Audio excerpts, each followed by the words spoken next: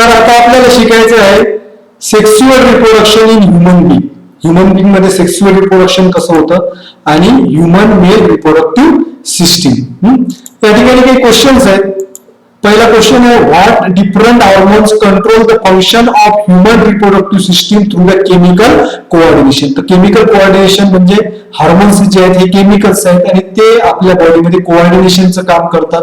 वेगवेगळ्या सिस्टीम जे आहेत त्यावरती नियंत्रण, जसं नर्वस सिस्टीम जे आहे हे कंट्रोल आणि कोऑर्डिनेशन करतं, तसं हार्मोन्स सुद्धा कंट्रोल आणि कोऑर्डिनेशन करतात. त्याला केमिकल कोऑर्डिनेशन असं म्हटलं. तर कोणकोणते हार्मोन जे आहेत ह्युमन रिप्रोडक्टिव्ह सिस्टीम मध्ये काम करतात हे आपल्याला या सेशन मध्ये शिकायचं आहे.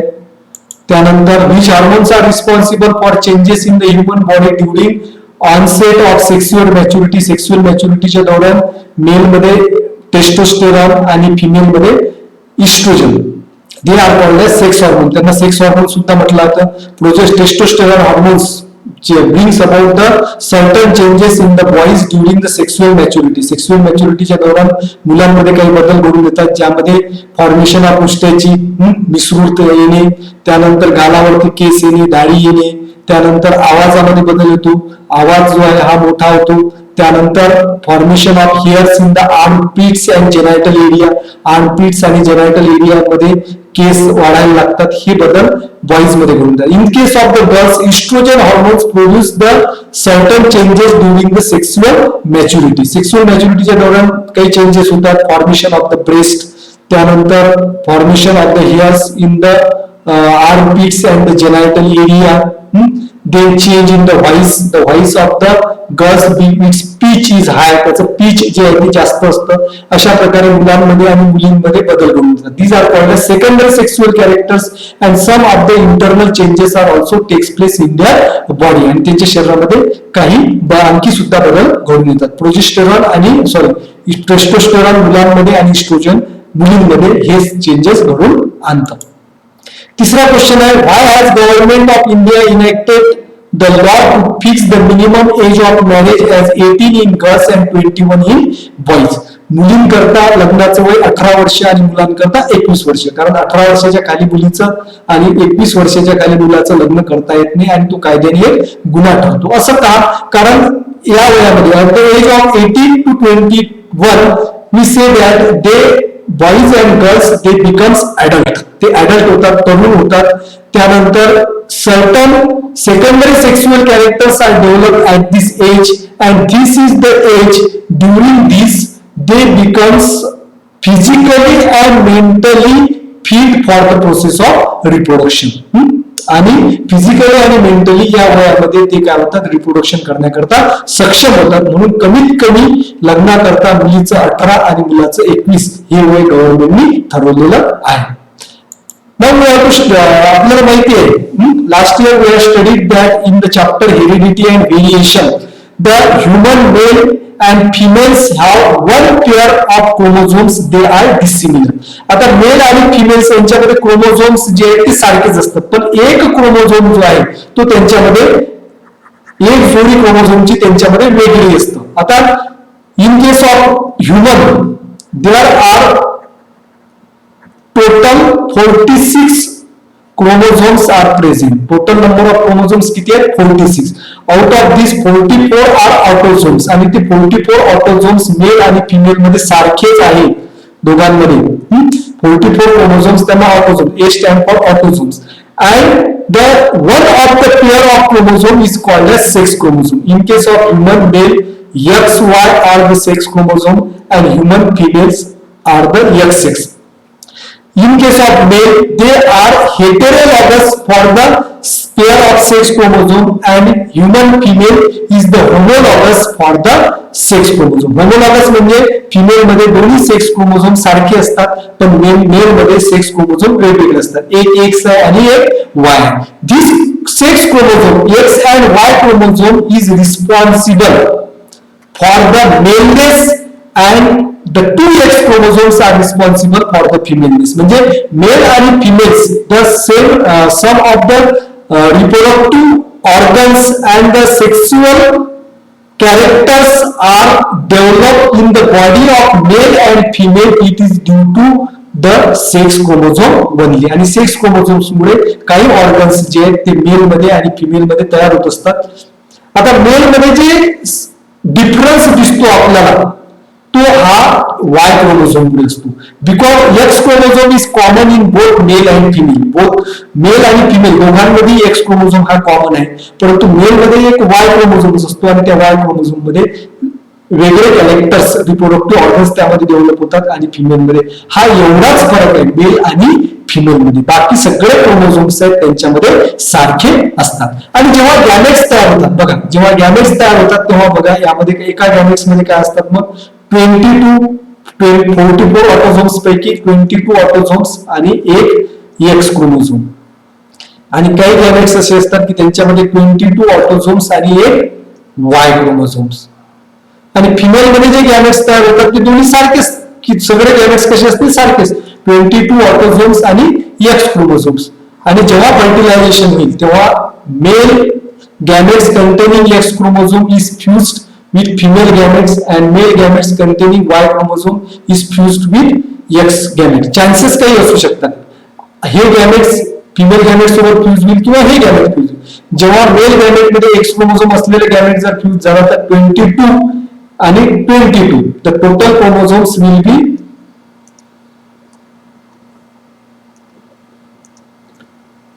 44 autosome plus XX. This will be the daughter. And या ठिकाणी 22 autosomes and 22 autosomes, that is 44 autosomes and XY chromosomes, and the resulting offspring will be the son. Therefore, the male is totally responsible for the gender of offspring. Offspring चे जे gender daughter आहे की सन आहे याकरता mail जो आहे हा responsible असतो. तर now we have to study about the function of human reproductive system. तर ह्युमन रिप्रोडक्टिव्ह सिस्टीमचं स्ट्रक्चर कसं आहे आणि फंक्शन कसं आहे त्याबद्दल आपण शिकूया. सुरुवातीला आपल्याला शिकायचं आहे human male reproductive system. Male reproductive system कशी? तर मेल रिप्रोडक्टिव्ह सिस्टीम मध्ये काय असतं? The parts of male reproductive system. The male reproductive system consist of pair of testis. टेस्टिसच्या pair, then it contains the various duct, then glands and penis. These are the organs of male reproductive system. आता male reproductive system मध्ये काय? Testis आहे. Testis, various ducts, glands and penis. सुरुवातीला आपण बघूया testis. This one is the testis. दोन testis असतात. Penis is the outer most reproductive organ. Various glands. आता या टेस्टिस पासून एक डक्ट बाहेर निघतं. आता ही जी डक्ट आहे या डक्टला वेगवेगळ्या भागामध्ये वेगवेगळी नावं देण्यात आली आणि ग्लँड्स असतात. 3 ग्लँड्स आहे. ही एक ग्लँड्स आहे, ही पेअर मध्ये. दुसरी ही प्रोस्टेट ग्लँड आहे, ही सिंगल असतं आणि कॉपर ग्लँड आहे. सगळ्या ऑर्गन बद्दल आपण डिटेल मध्ये शिकूया. पहिला जो ऑर्गन आहे तो आहे टेस्टिस. आता पहिल्यांदा आपल्याला टेस्टिस बद्दल शिकायचं. What is about the testis? तर testis is present in the scrotum outside the abdominal cavity. तो टेस्टिस जी आहे, दोन टेस्टिस असतात आणि ही टेस्टिस जी आहे ही स्क्रॉटम मध्ये प्रेझेंट असतं. स्क्रॉटम म्हणजे अंडाशयामध्ये प्रेझेंट असतं आणि हे अंडाशय जे आहे हे ॲब्डॉमिनल कॅव्हिटी म्हणजे पोटाच्या बाहेर असतं. It means that testis are present outside the body. बॉडीच्या बाहेर म्हणजे ॲब्डॉमिनल कॅव्हिटीच्या बाहेर असतात. याचं कारण असं आहे की आपल्या शरीराचं तापमान जे आहे त्या तापमानामध्ये टेस्टिसचं काम होत नाही. कारण टेस्टिस काय तयार करतात? स्पर्म तयार करतात आणि स्पर्म हे मेल गॅमेट आहे आणि मेल गॅमेट स्पर्म तयार होण्याकरता आपल्या शरीराचं जे तापमान आहे त्यापेक्षा कमी तापमानामध्ये ते तयार होतात. आपल्या बॉडीचं जे टेम्परेचर आहे त्या टेम्परेचरमध्ये स्पर्म तयार होत नाही. त्यामुळे ते टेस्टिस जे आहे अंडाशयामध्ये असतात आणि अंडाशयाचं जे टेम्परेचर आहे हे आपल्या बॉडीच्या टेम्परेचरपेक्षा कमी असतं. त्यामुळे त्या ठिकाणी स्पर्म तयार होतात. आलं लक्षात? टेस्टिस ही ॲब्डॉमिनल कॅव्हिटीच्या बाहेर का आहे आणि बाकीचे जे ऑर्गन्स आहेत ह्युमन रिप्रोडक्टिव्ह सिस्टीमचे ते सगळे ॲब्डॉमिनल कॅव्हिटीमध्ये. ही आहे testis. The testis contains the numerous seminiferous tubules. Testis मध्ये बरेचसे सेमिनिफेरस ट्यूब्यूल्स असतात आणि inner lining of the seminiferous tubule is called germinal epithelium. Germinal epithelium पासून त्याची लाइनिंग तयार झाली असते. आणि ही जी जर्मिनल एपिथेलियम जे आहे, germinal epithelium divide meiotically to form the sperm, आणि हे ज्याचं डिव्हिजन होतं आणि त्यापासून यामध्ये काय तयार होतात, स्पर्म तयार होतात सेमिनिफेरस ट्युब्युल्स मध्ये. And when the sperms are produced in the seminiferous tubule, these sperms travels through the duct, various duct. मग हे जे स्पर्म तयार झालेले हे स्पर्म नळीमधून जातात, वेगवेगळ्या नळींमधून ते पास होत असतात. सगळ्यात आधी जी आहे the sequence of that ducts, the first is rete-testis. कुठल्यामध्ये होतं, रेटिटेस्टिस असं म्हटलं जातं, RETESTIS, रेटिटेस्टिस. रेटिटेस्टिस मधून येतं मग व्हास इफ्रन्सिया, पहिला आहे रेटिटेस्टिस, त्यानंतर व्हास इफ्रन्सिया, आणि व्हास इफ्रन्सिया नंतर मग जो आहे इट एंटर्स इनटू द इपिडायडॅमिस. ते कशामध्ये येतं, इपिडायडॅमिस. आता टेस्टिसच्या आतमध्ये या ठिकाणी असतो रेटिटेस्टिस नंतर व्हास एफरन्स आणि त्यानंतर इपिडायडॅमिस. ही सगळ्यात लहान नळी आहे, परंतु त्या ठिकाणी याची गुंडाळी झालेली असते टेस्टिसच्या बाजूला, म्हणून आपल्याला या ठिकाणी डायग्राम मध्ये छोटी दिसतं, पण actually it is very long due to the filing. कमी जागेमध्ये जास्त त्याचा आकार सामावलेला आहे. इपिडायडॅमिस नंतर नेक्स्ट आहे व्हास डेफरन्स. व्हास डेफरन्स मधून स्पर्म तयार होतात, इजॅक्युलेटरी डक्ट, आणि इजॅक्युलेटरी डक्ट मधून मग येतात त्या ठिकाणी युरिनोजेनायटल डक्ट. हे जे आहे हा पार्ट आहे युरिनोजेनायटल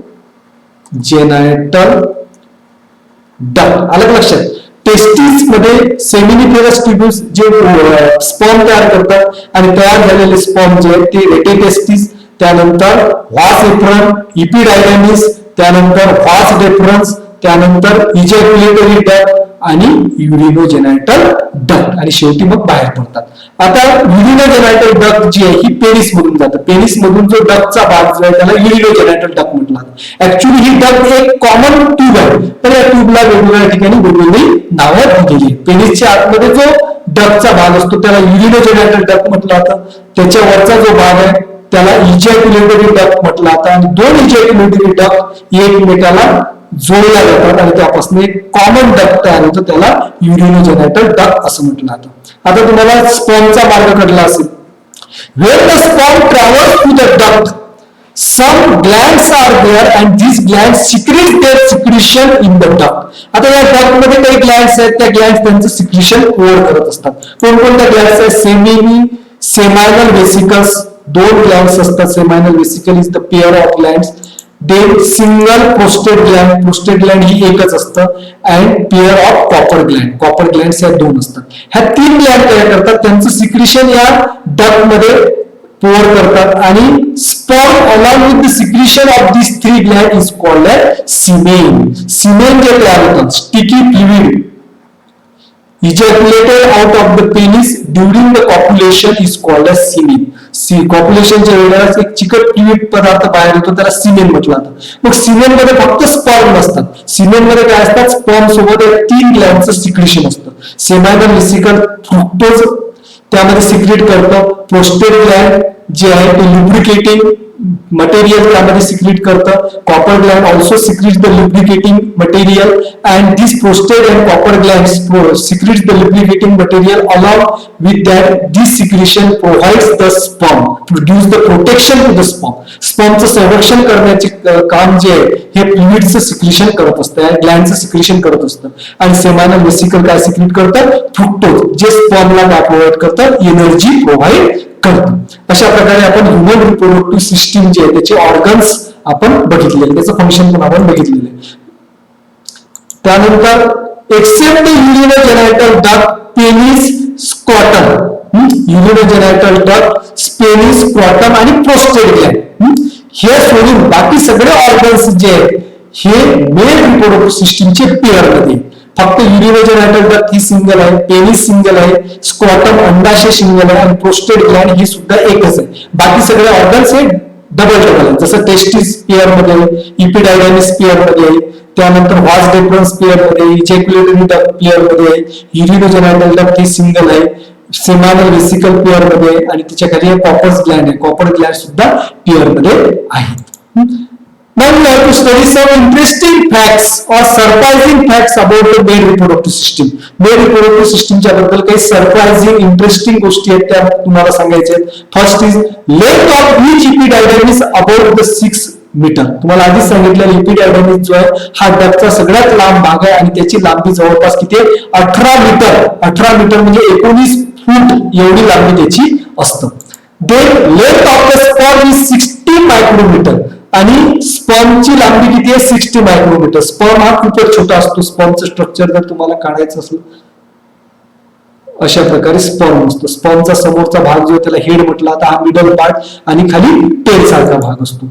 Each small sperm has to cross a distance of approximately 6.5 meter while passing out of the male reproductive system. Testis पासून पेनिस पर्यंत स्पर्मला पोहोचण्याकरता जवळपास 6.5 मीटर एवढं अंतर पार करावं. 60 मायक्रॉन एवढा छोटा स्पर्म जो आहे त्याला एवढं अंतर 6.5 मीटर म्हणजे जवळपास 21 फूट, 21 फुटापेक्षाही जास्त अंतर त्याला पार करावं लागतं. And for that purpose sperm requires more energy आणि त्याकरता स्पर्मला खूप एनर्जी लागतं. Sperm need the large amount of energy for this purpose. Fructose is present in the semen आणि ती एनर्जी कशापासून मिळतं? मग त्यांना फ्रुक्टोज मध्ये. सिमेन मध्ये काय असतं? फ्रुक्टोज. आणि फ्रुक्टोज कोण सिक्रेट करतं? सेमायनल ग्लॅन्ड. सेमायनल ग्लॅन्ड. सेमिनल ग्लॅन्ड जे आहे ते फ्रुक्टोज सिक्रेट करतात आणि त्या फ्रुक्टोजमुळे स्पर्मला एनर्जी मिळतं आणि त्या एनर्जीमुळे स्पर्म एवढं अंतर पार करत असतं. These are the interesting facts about the male reproductive system. याच्यानंतर ह्युमन फिमेल रिप्रोडक्टिव्ह सिस्टीम. तर ह्युमन फिमेल रिप्रोडक्टिव्ह सिस्टीमच्या बद्दल आपल्याला शिकायचं आहे. मेल रिप्रोडक्टिव्ह सिस्टीमच्या आधी आपण आधी शिकलेलो आहोत. तर human female reproductive system. All the organs of female reproductive systems are present in the abdominal cavity. तर फिमेल रिप्रोडक्टिव्ह सिस्टीमचे सगळे ऑर्गन्स जे आहेत हे त्याच्या ऍब्डॉमिनल कॅव्हिटीमध्ये प्रेझेंट असतात. मेल रिप्रोडक्टिव्ह सिस्टीम मध्ये सगळे ऑर्गन्स ऍब्डॉमिनल कॅव्हिटी मध्ये नसतात. Testis are present outside the abdominal cavity in the scrotum. Now see the organs of female reproductive system. Female reproductive system चे organs कोणकोणते? The female reproductive system consists of pair of ovaries. त्यामध्ये 2 ovaries आहेत. Pair of oviduct, 2 oviduct. Then a single uterus and a single vagina. These are the organs of female reproductive system. Female reproductive system consists of pair of ovaries, pair of oviduct, then single uterus and a single vagina. These are the organs of female reproductive system. The ovary जो आहे, ovary is the germ cell of female body. Female body मधली ही germ cell आहे that produces the female gamete. germ cell काय करतं? female gamete तयार करतं, ज्याला eggs किंवा ओव्हम असं म्हटलं जातं. त्यानंतर ओव्हिडक्ट जो आहे हा ट्यूब सारखा पार्ट आहे आणि त्याचा फ्री पार्ट जो आहे हा फनेल लाईक आहे आणि याला बोटासारखं स्ट्रक्चर आहे, त्याला फिंडी असं म्हटलं जातं. आणि ट्यूब लाईक स्ट्रक्चर जे आहे त्याला फॅलोपियन ट्यूब असं म्हटलं जातं. युटेरस जो आहे, uterus it is a highly muscular structure and muscles of uterus are considered as the strongest muscle in the female body because the growth of baby occurs in the uterus. मुलाची पूर्ण वाढ जी आहे uterus मध्ये होतं आणि त्यामुळे त्या बाळाला सांभाळण्याकरता ते जे युटेरसच्या मसल्स जे आहेत ते त्या ठिकाणी कॉन्ट्रॅक्ट रिलॅक्स होतात आणि जेव्हा बेबी बाहेर येतं तेव्हा युटेरसला फार मोठं काम करावं लागतं, त्याच्या मसल्सला फार मोठं काम करावं लागतं in the form of contraction. Then the vagina. Vagina is the outermost opening of the female reproductive tract. Vagina जो आहे female reproductive tract चा बाहेरचा भाग आहे. The lower part of the uterus is called as cervix. Uterus चा खालचा भाग जो आहे त्याला cervix असं म्हटलं जातं आणि cervix opens into the vagina. During the pregnancy, this opening of uterus into the vagina remains closed.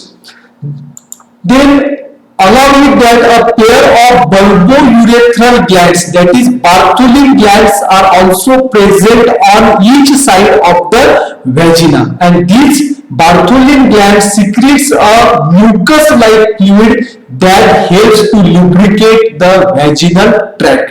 आता व्हॅजिनाच्या ओपनिंगच्या ठिकाणी दोन्ही बाजूला 2 जे आहेत ह्या ग्लँड्स प्रेझेंट असतात, त्याला बल्बोयुरेथ्रल ग्लँड किंवा बार्थोलिन ग्लँड्स म्हटलं जातं. जसं human reproductive system, male reproductive system मध्ये कॉपर्स ग्लँड आहे, त्याच्याच कंपॅरिझनला हे बार्थोलिन ग्लँड्स या ठिकाणी प्रेझेंट असतात. हे म्युकस सारखं सिक्रेशन तयार करतात आणि त्यामुळे एक लुब्रिकेटिंग जो आहे व्हॅजिनल मार्क जो आहे हा याचं लुब्रिकेशन करण्याचं काम हे या ग्लँडचं सिक्रेशन त्या ठिकाणी करत असतात.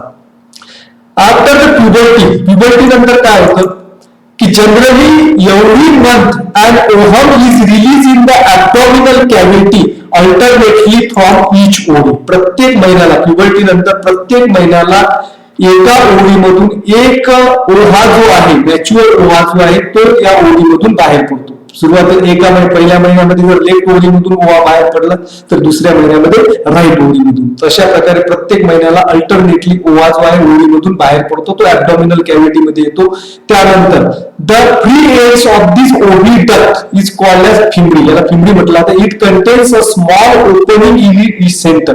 त्याच्या सेंटरमध्ये एक ओपनिंग असतं. ओहा बाहेर आल्यानंतर हा ओहा जो आहे तो या ओपनिंग मधून ओव्हिडक्ट मध्ये एंट्री करतो. तर ओहा or oocyte enters through that opening into the oviduct and these ova are pushed forward toward the uterus, and for that purpose the inner surface of this oviduct contains the cilia.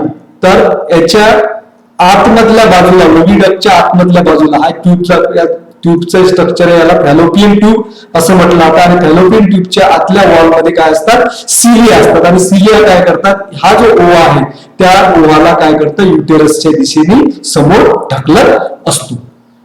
आता sexual रिप्रोडक्शनच्या दोन stages आहेत. पहिला आहे gamete formation आणि fertilisation. आता human male reproductive system आणि female reproductive system आपण दोन्ही शिकलो. आता पहिली स्टेज जी आहे सेक्सुअल रिप्रोडक्शनची ती आहे गॅमेट फॉर्मेशन. तर गॅमेट्स कसे फॉर्म होतात, gametes are form from the germ cells. Both the male and female gametes that is the sperm and ova are form by the process of meiosis. तो sperm जे आहे, sperm is produced by the male germ cell that is the testis and the ovum is produced by the female germ cell that is the ovary. अशा प्रकारे gametes तयार होतात. आणि gametes तयार झाल्यानंतर आता गॅमेट जे तयार होतात, in case of the male the gamete sperms are produce. Sperm is the male gamete. Sperm is the male gamete produce in the testis of the male from the beginning of maturation that is puberty till death. तर male मध्ये, human male मध्ये काय होतं की जे sperm जे आहे ते स्पर्म टेस्टिस मध्ये तयार होत असतात. आणि स्पर्म तयार होण्याची प्रोसेस जी आहे ही प्युबर्टी पासून सुरू होतं. तारुण्य अवस्थेपासून स्पर्म जे टेस्टिस मध्ये तयार होत असतात आणि मरेपर्यंत टेस्टिस मध्ये हे स्पर्म तयार होत राहतात. It means that the process of sperm or the gamete production starts from puberty and it continues till the death of that human. त्याचा मृत्यू होईपर्यंत ही प्रोसेस सुरू राहते. परंतु फिमेलच्या गॅमेट प्रोडक्शन मध्ये थोडासा फरक आहे. कसं आहे, in case of the females this is the structure of ovary. ओव्हरीमध्ये हे गॅमेट्स तयार होतात. In case of the female the large number of egg cells or oocytes near about 2 to 4 million, 2 ते 4 millions, 2 to 4 millions of the ova are present at the time of birth in case of female fetus. म्हणजे मुलीच्या जन्माच्या वेळेलाच त्या ओव्हरीमध्ये already gametes हे तयार झालेले असतात आणि त्याची संख्या असते जवळपास 2 ते 4 मिलियन्स. एवढ्या संख्येमध्ये ते गॅमेट्स ऑलरेडी तयार असतात. But they are in immature condition. अविकसित झालेले गॅमेट्स त्यामध्ये ऑलरेडी तयार असतात. म्हणजे ह्युमन मेल मध्ये प्युबर्टी नंतर ते गॅमेट्स तयार होतात, तर ह्युमन फिमेल मध्ये, गर्ल्स मध्ये जन्माच्या वेळीच ते गॅमेट्स ऑलरेडी ओव्हरीमध्ये प्रेझेंट असतात, परंतु इमॅच्युअर कंडिशन मध्ये ते असतात.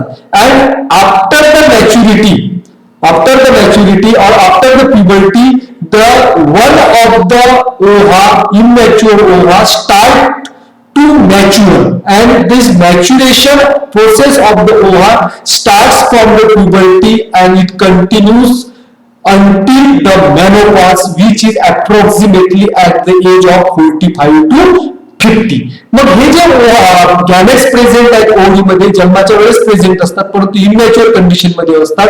परंतु प्युबर्टी कंडिशन नंतर, तारुण्य अवस्थेनंतर हे जे गॅमेट्स आहेत त्याचं मॅच्युरेशन होतं. मॅच्युरेशनची प्रोसेस स्टार्ट होतं आणि त्या जेव्हा ती स्टार्ट होत त्याला मिनार्च असं म्हटलं जातं. And menarche is followed by the onset of menstruation. आणि हे मॅच्युरेशनची प्रोसेस कंटिन्यूस कुठपर्यंत सुरू राहतं, अंटिल द मेनोपॉज. अँड प्रत्येक महिन्याला मग काय होतं की एक ओव्हा जो आहे तो मॅच्युअर होता. मॅच्युअर जेव्हा होत असतं त्याचं रूपांतर ग्रॅफियन फॉलिकल्स मध्ये होतं. मग गॅप्लियर फॉलिकल्स फुल्ली मॅच्युअर झाल्यानंतर ते रप्चर होतं, फुटतं आणि त्यामधून एक ओव्हा जो आहे ओव्हरीमधून बाहेर पडतं प्रत्येक महिन्याला. अशा प्रकारे आणि ही प्रक्रिया मेनोपॉज पर्यंत कंटिन्यू राहतं. Menopause it comes at the age of 45 to 50. वयाच्या 45 ते 50 वर्षी मेनोपॉजची अवस्था येते. मेनोपॉज म्हणजे काय? Menopause is the stoppage of functioning of female reproductive system. तर या स्टेजला फिमेल रिप्रोडक्टिव्ह सिस्टीम जे आहे ते त्या ठिकाणी काम करणं बंद करतं. कसं काय होतं? At the age of 45 to 50 years, secretion of hormones controlling the function of female reproductive system either stops or becoming irregular. वयाच्या 45 ते 50 या अवस्थेमध्ये काय होतं की फिमेल रिप्रोडक्टिव्ह सिस्टीमला कंट्रोल करणारे जे हॉर्मोन्स आहेत शरीरामध्ये त्याचं सिक्रिशन एक तर थांबतं किंवा ते इरेग्युलर होतं. त्यामुळे ओव्हा जे आहे ते ओव्हीमध्ये मॅच्युअर होत नाही आणि त्यामध्ये ओव्हा जो आहे ओव्हम जे आहे ते ओव्हीमधून बाहेर पडत नाही आणि या स्टेजला मेनोपॉज म्हटलं जातं. आणि menopause is followed by the stoppage of menstruation आणि मेन्स्ट्रुएशन प्रोसेस त्या ठिकाणी स्टॉप होतं. त्याबद्दल मेन्स्ट्रुएशन बद्दल आपण नेक्स्ट व्हिडिओमध्ये शिकणार आहे. अशा प्रकारे गॅमेट्स तयार होत असतात. Male gametes and female gametes are forms and mode of this process is called as menopause. Menopause तुम्हाला कळलं असेल आता. मग नेक्स्ट स्टेज आहे फर्टिलायझेशन. फर्टिलायझेशन म्हणजे काय? The formation of zygote by the union of sperm and ovum is called as fertilization. तर fertilisation process मध्ये काय होतं? मेल गॅमेट स्पर्म आणि फिमेल गॅमेट जे आहे ते ओव्हम हे दोन्ही युनाइट होतात, एकत्र येतात, फ्यूज होतात आणि त्यापासून डिप्लॉइड झायगोट तयार होतात आणि या प्रोसेसला फर्टिलायझेशन असं म्हटलं जातं. Union of two haploid gametes, that is the male gamete sperm and female gamete ovum, so as to form the diploid zygote is also called as fertilization. Then zygote divides and redivides to form the embryo. zygote चे division आणि रिडिव्हिजन होतं आणि embryo त्या ठिकाणी तयार होतं. आता अशा प्रकारे fertilization is the internal in human being. Human being मध्ये फर्टिलायझेशनची प्रोसेस ही इंटरनल आहे, म्हणजे ओव्हम आणि स्पर्म यांचं युनियन जे आहे, यांचं मिलन जे आहे हे शरीराच्या आत होतं, त्यामुळे त्याला इंटरनल फर्टिलायझेशन असं म्हटलं जातं. काही ऑर्गॅनिझम्स असे आहेत की त्यांच्यामध्ये फर्टिलायझेशन एक्सटर्नल होतं. फॉर एक्झाम्पल फ्रॉक्स, बेडकामध्ये एक्सटर्नल फर्टिलायझेशन होतं. बेडकामध्ये मादी जी असतं फिमेल जी आहे ती पाण्यामध्ये एग्ज रिलीज करतं आणि मेल जो आहे तो पाण्यामध्ये स्पर्म रिलीज करतात. त्यानंतर ते स्पर्म जे आहे ते स्पर्म मग एग्ज पर्यंत पोहोचतात आणि मग त्या ठिकाणी स्पर्म आणि एग यांचं युनियन होतं, म्हणजे त्या ठिकाणी फर्टिलायझेशन होतं. आणि ते fertilization is takes place outside the body आणि हे फर्टिलायझेशन बेडकामध्ये शरीराच्या बाहेर होतं आणि त्या फर्टिलायझेशनला एक्सटर्नल फर्टिलायझेशन असं म्हटलं जातं. मग तुम्हाला एक्स्ट्रा फर्टिलायझेशन कसं होतं हे आपण बघूया. आता during the copulation the semens are semen is ejaculated in the vagina. तर व्हॅजिनामध्ये काय होतं? सिमेन जे आहे ते कॉप्युलेशनच्या दौरान जे आहे ते सिमेन जे आहे ते व्हॅजिनामध्ये रिलीज केलं जातं आणि सिमेन व्हॅजिनामध्ये आल्यानंतर it contains the few millions of the sperm inside the semen. तो सीमेन मध्ये काही मिलियन्स, काही लाख स्पर्म्स त्या ठिकाणी असतात and then these sperms travels their journey and it follows the routes from vagina to uterus and finally it enters to inside the fallopian tube or oviduct where there is the oocyte is present. तर सीमेन जे आहे ते व्हॅजिनामध्ये release केलं जातं. व्हॅजिनामधून मग ते sperm जे आहेत त्यामध्ये लाखो स्पर्म्स असतात, ते युटेरस मध्ये येतात. युटेरस मधून मग कशामध्ये येतात? ओव्हिडक्ट. ओव्हिडक्ट मध्ये ऑलरेडी काय असतं? त्या ठिकाणी ओव्हम जे आहे ते रिलीज झालेलं असतं आणि रिलीज झालेलं ओव्हम जे आहे ते फॅलोपियन ट्यूब मध्ये असतं ओव्हिडक्टच्या आणि तिथपर्यंत मग ते स्पर्म त्या ठिकाणी पोहोचतात. Out of the few millions of the sperms are in millions of numbers. स्पर्मची संख्या ही खूप जास्त असतं, लाखोच्या संख्येने स्पर्म्स असतात and these sperms surround the ovum. आणि ओव्हमला सगळ्या billion of the sperm only one sperm get entry inside the oocyte. मग एवढ्या लाखो स्पर्म पैकी फक्त एकच स्पर्म जो आहे तो काय होतो? ओव्हामध्ये एंट्री करतो. ओव्हम मध्ये एंट्री करतो. मग एंट्री केल्यानंतर काय होतं? Once the ovum sperm enters inside the ovum, the male nucleus present in it, त्याच्यामध्ये जे मेल न्यूक्लियस आहे, this male nucleus fuse with the female nucleus. Male nucleus fuse with female nucleus, and due to the union of male nucleus with female nucleus, there occurs the formation of zygote. आणि अशा प्रकारे त्या ठिकाणी fertilisation होतं. And after the union of male nucleus and female nucleus, the zygote is formed. The zygote forms after the fertilization in the oviduct, undergoes the repeated mitotic division and embryo is formed. आणि अशा प्रकारे मग zygote तयार झाल्यानंतर ओव्हिडक्ट मध्ये त्याची mitotic division होतं आणि मायटॉटिक डिव्हिजन मुळे एम्ब्रियो तयार होतो. एम्ब्रियो कसं तयार होतं? झायगोट ही सिंगल सेल असतं, आपण आधी बघितलेली आहे. मग तीचं मायटॉटिक डिव्हिजन होतं. मायटॉटिक ही इक्वेशनल डिव्हिजन आहे, क्रोमोझोमची संख्या त्या ठिकाणी कायम राहते. मग एका सेलच्या 2 सेल, 2 सेलच्या 4 सेल, 4च्या 8 आणि अशा प्रकारे त्या ठिकाणी सेलचं मास त्या ठिकाणी, this mass of cell is called as blastocyst. And meanwhile this dividing zygote is pushed towards the uterus. झायगोटचं जसं डिव्हिजन होतं तर डिव्हिजन त्या ओव्हिडक्ट मध्ये होत असतं आणि त्याचबरोबर हा झायगोट जो आहे, डिवायडिंग झायगोट जो आहे, जे ब्लास्टोसिस्ट तयार झालेलं आहे, ते काय होतं? युटेरसच्या दिशेने मूव्ह होतं, युटेरसच्या दिशेने त्याला ढकललं जातं. And finally, after the 7th days of fertilization, these blastocysts, हे आहे blastocyst. Blastocysts reach the uterus and there occurs the implantation of blastocyst. Blastocyst is implant in the walls of uterus and walls of uterus are called as endometrium. फर्टिलायझेशनच्या 7 दिवसानंतर मग हे blastocyst uterus मध्ये पोहोचतं, गर्भाशयामध्ये पोहोचतं आणि गर्भाशयाच्या ज्या भिंती आहेत, आतमधल्या भिंती आहेत, त्याला एंडोमेट्रियम म्हटलं जातं आणि त्या एंडोमेट्रियम मध्ये त्याचं रोपण होतं. आणि this process is called as implantation of blastocyst. आणि एकदा मग त्या ब्लास्टोसिस्टचं रोपण त्या ठिकाणी झाल्यानंतर मग त्याची जी आहे पूर्ण वाढ जी आहे ही आता गर्भाशयामध्येच होतं. आता ते पूर्णपणे गर्भाशयामध्येच त्या ठिकाणी राहणार आहे. This is the development and birth. आता डेव्हलपमेंट कशी होतं आणि त्या ठिकाणी बर्थ कसं होतं आपण बघूया. Once the blastocyst is implant, then there occurs the growth and it converts into the embryo. तो त्याचं रूपांतर एम्ब्रियो मध्ये होतं. and meanwhile placenta is formed. The disc shaped placenta is formed in between the mother and embryo. Embryo आणि mother या दोघांच्या मध्ये एक प्लासेंटा तयार होता आणि this placenta helps and supplies all the nutrients including the food, oxygen etc. to the developing embryo from the mother's body. आईच्या शरीरामधून मग पोषक पदार्थांचा पुरवठा, ज्यामध्ये अन्न असेल, ऑक्सिजन असेल, हे मग त्या एम्ब्रियोला पुरवलं जातं प्लासेंटाच्या मार्फत. आईच्या ब्लड मधून त्या एम्ब्रियोच्या ब्लड मध्ये हे ट्रान्सफ्युजन होत असतं, परंतु आईचं ब्लड आणि एम्ब्रियोचं ब्लड दोन्ही एकमेकाच्या कॉन्टॅक्ट मध्ये नसतं, त्यांच्यामध्ये प्लासेंटा होतं आणि या प्लासेंटाच्या माध्यमातून या अन्न पदार्थांची आणि आवश्यक पदार्थांची देवाणघेवाण होत असतं. त्याचबरोबर जे वेस्ट तयार होतं ते वेस्ट सुद्धा या प्लासेंटा मार्फत बाहेर टाकल्या जातात. This is the importance of placenta.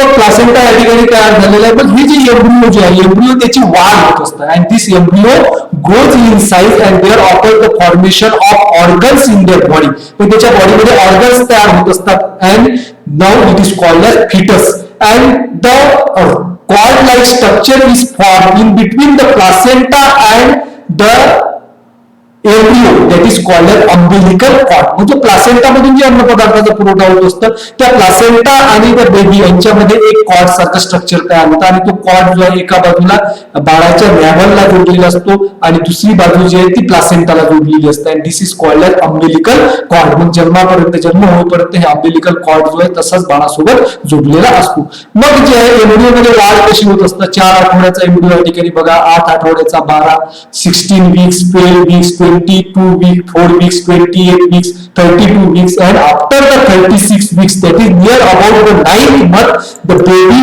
is fully grown, fully developed embryo. आणि अशा प्रकारे नाव it is called as foetus, याला आपण फिटस म्हणू शकतो. आणि या ठिकाणी तो जे एम्ब्रियो जो आहे त्याची पूर्ण वाढ या ठिकाणी झालेली असतं, परंतु प्लासेंटा सोबत जो एम्बिलिकल कॉर्ड जो आहे तो बाळाच्या नॅव्हलला जोडलेला असतो. Now baby is ready to take the birth. आता हे जे बाळ जे आहे या जगामध्ये यायला तयार झालेलं आहे. And next stage is parturition. Parturition means the act of giving the birth to the baby, मुलाचा जन्म होण्याची जी प्रक्रिया आहे त्याला पार्च्युरेशन असं म्हटलं जातं. काही हार्मोन्स जे आहेत त्या हार्मोन्समुळे पार्च्युरेशन त्या ठिकाणी होतं. आता या ठिकाणी बघा गर्भाशयामध्ये काय झालेलं, बाळ जे आहे त्याचं पूर्ण वाढ झालेलं आहे आणि जेव्हा बाळाचा जन्म होतो तेव्हा त्याचं डोकं जे आहे हे खालच्या बाजूने होतं आणि जन्माच्या वेळेला सगळ्यात आधी जे आहे ते बाहेर काय होतं, डोकं येत असतं. आणि थ्रू द व्हॅजिनामधून बाळ जे आहे हे आईच्या शरीरामधून बाहेर येतं. या ठिकाणी क्वेश्चन आहे, which hormone is released from pituitary of mother once the fetal development is completed? बाळाची वाढ पूर्ण झाल्यानंतर एक हार्मोन सिक्रीट होतं. Name of that hormone is oxytocin.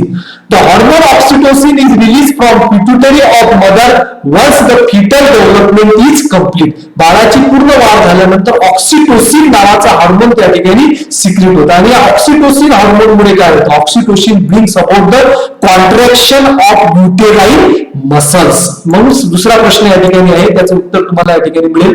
Under the effect of that hormone म्हणजे ऑक्सिटोसिन हार्मोनचा परिणाम काय होतो, which organ of the female reproductive system start to contract and thereby birth process, that is parturition, is facilitated. The oxytocin stimulates the uterine muscle to contract and also increase the production of prostaglandin, which increases the contraction faster, leads to the birth baby. मग oxytocin hormone जे बाळाची वाढ पूर्ण झाल्यानंतर 9 महिन्यानंतर pituitary ग्लॅंड जे oxytocin hormone secrete करतं, त्यामुळे गर्भाशय जे आहे त्याचे मसल जे आहेत त्यांच्यामध्ये कॉन्ट्रॅक्शन होतं आणि कॉन्ट्रॅक्शन झाल्यानंतर मुळे आणखी त्या ठिकाणी प्रोस्टॅग्लॅंडिन नावाचं हार्मोन सिक्रीट होतं आणि या दोन्ही हार्मोनच्या परिणामामुळे जे आहे युटेरसचं कॉन्ट्रॅक्शन हे खूप जोरात होतं. त्याला लेबर पेन असं म्हटलं जातं, वेदना सुद्धा त्या ठिकाणी होत असतात आणि अशा प्रकारे मग युटेरसच्या कॉन्ट्रॅक्शनमुळे बाळ जो आहे त्याचा जन्म त्या ठिकाणी होतो. आता या ठिकाणी डायग्राम मध्ये बघा, पूर्ण युटेरस या ठिकाणी दाखवण्यात आलं नाही. बाळ जेव्हा जन्म घेतं तेव्हा त्याचं डोकं हे खालच्या बाजूला असतं आणि व्हॅजिनाच्या दिशेने व्हॅजिना आणि युटेरस याच्यामध्ये सर्व्हिक्स असतं, सर्व्हिक्स त्या ठिकाणी ओपन होतं आणि ऑक्सिटोसिन आणि प्रोस्टॅग्लॅंडिन या हार्मोनमुळे युटेरसचं कॉन्ट्रॅक्शन होतं and now the baby take the birth आणि अशा प्रकारे त्या ठिकाणी बाळाचा जन्म होतो. There are some interesting and important facts related to the human reproductive system that we should have to know. काही गोष्टी आपल्याला माहिती असणं आवश्यक आहे. बघा कोणकोणते आहेत, from the age of puberty up to the menopause, that is from 10 to 17 years of the age up to the 45 to 50 years. आता प्युबर्टी म्हणजे तारुण्य अवस्था जी आहे ती मुलींमध्ये 10 ते 17 या वयामध्ये जी आहे मुली जे त्यांच्यामध्ये प्युबर्टी आहे तर मॅच्युरेशन होतं, मेन्स्ट्रुअल सायकल त्या ठिकाणी स्टार्ट होतं म्हणजे ओव्हा त्या ठिकाणी रिलीज व्हायला लागतं and this period is called menarche. याला काय म्हटलं जातं, मिनार्च असं म्हटलं जातं. Onset of menarche at the age of 10 to 17. त्या ठिकाणी ओव्हा हा मॅच्युअर व्हायला लागतं आणि मॅच्युअर ओव्हा हा ओव्हरीमधून बाहेर येतं आणि मेन्स्ट्रुएशन त्या ठिकाणी स्टार्ट होतं, त्याला मिनार्च असं म्हटलं जातं. आणि ही प्रक्रिया जी आहे ही प्रक्रिया कुठपर्यंत सुरू राहतं, that is the menopause. Menopause पर्यंत ही प्रोसेस सुरू राहतात. आता मेनोपॉज जो आहे, menopause it causes at the age of 45 to 50, वयाच्या 45 ते 50 वर्षापर्यंत ही प्रक्रिया त्या ठिकाणी सुरू राहते. प्रत्येक महिन्याला मॅच्युअर झालेले एक ओव्हा जो आहे तो बाहेर पडत राहतो आणि बाहेर पडल्यानंतर त्या ठिकाणी मेन्स्ट्रुएशन ही सुद्धा सायकल सुरू राहतात. म्हणजे वयाच्या 10व्या वर्षापासून धरलं तर 10 to 45 years, that is near about 35 years, 35 वर्षापर्यंत ही प्रक्रिया जी आहे ही स्त्रीच्या शरीरामध्ये ही प्रक्रिया सुरू राहते.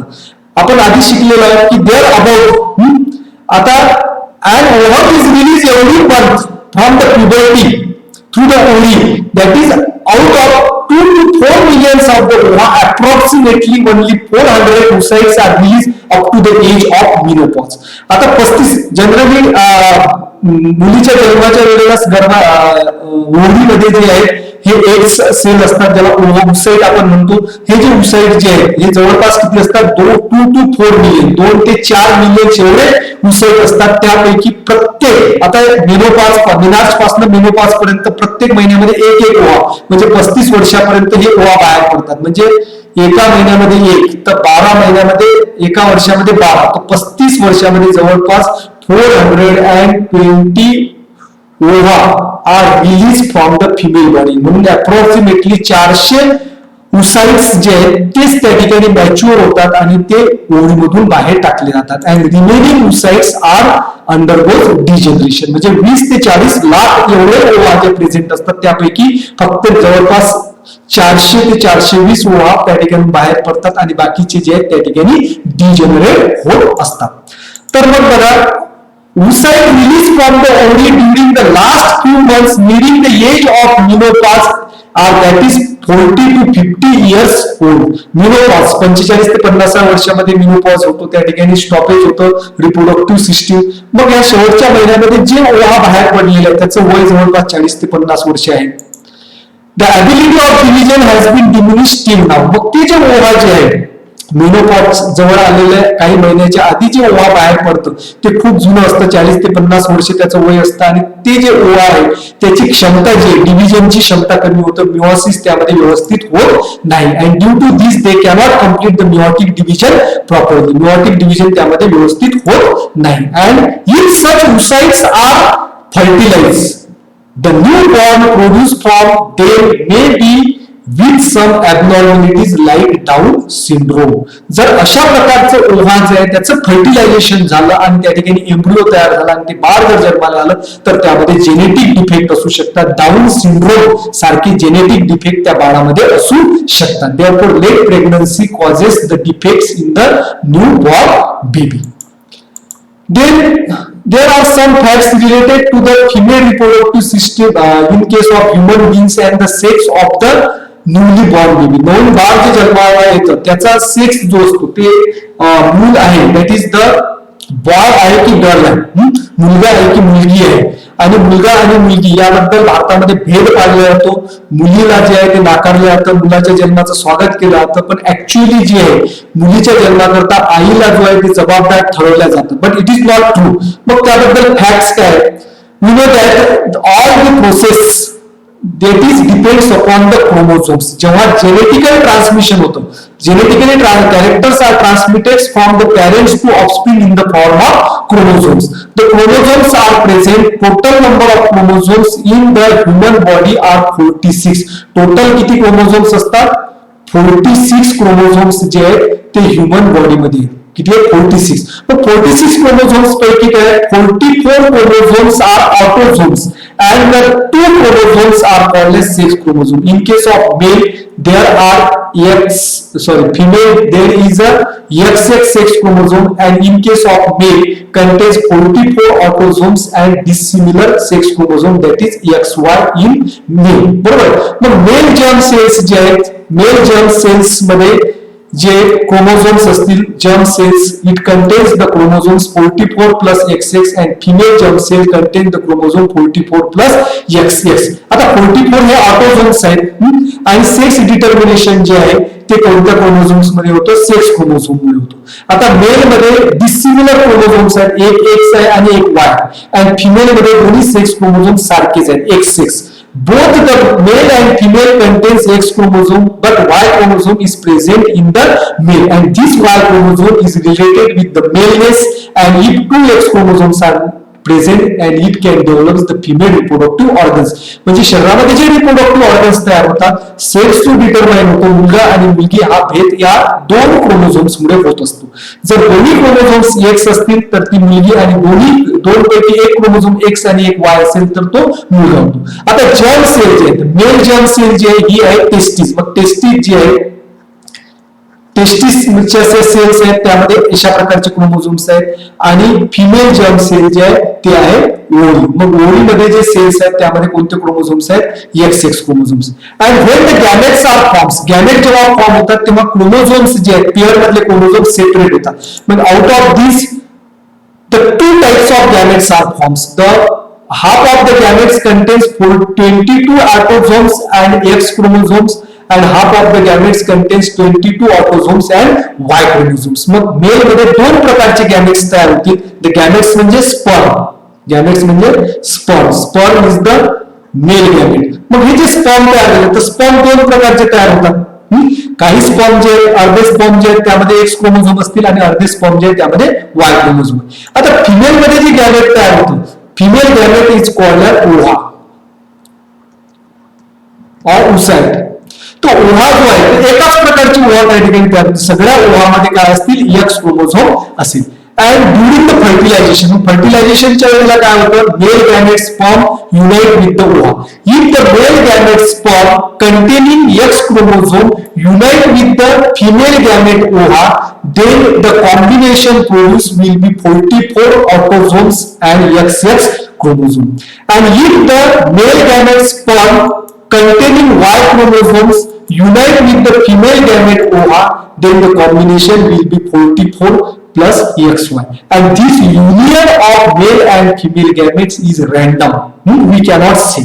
आपण ते काही सांगू शकत नाही की कुठला स्पर्म कुठल्या ओव्हा सोबत युनाइट होईल. ओव्हामध्ये सगळे क्रोमोझोम सारखेच आहेत, परंतु स्पर्म मध्ये काही जे आहेत स्पर्म त्यामध्ये वाय क्रोमोझोम्स असतील आणि काही क्रोमोझोम्स स्पर्म आहेत त्यामध्ये एक्स क्रोमोझोम असतील. मग वाय क्रोमोझोम असलेला स्पर्म युनाइट होईल की एक्स क्रोमोझोम असलेला स्पर्म, वी डोंट नो. कारण आपण बघितलेले मिलियन ऑफ स्पर्म्स जे आहेत ते ओव्हाला सराउंड करतात आणि त्या लाखो स्पर्म पैकी फक्त एकच स्पर्म तो ओव्हामध्ये एंट्री करतो. And in this way if the combinations are produce 44 plus XX, then the newborn baby is of girl, and if there is a 44 plus XY and then newborn baby is Y.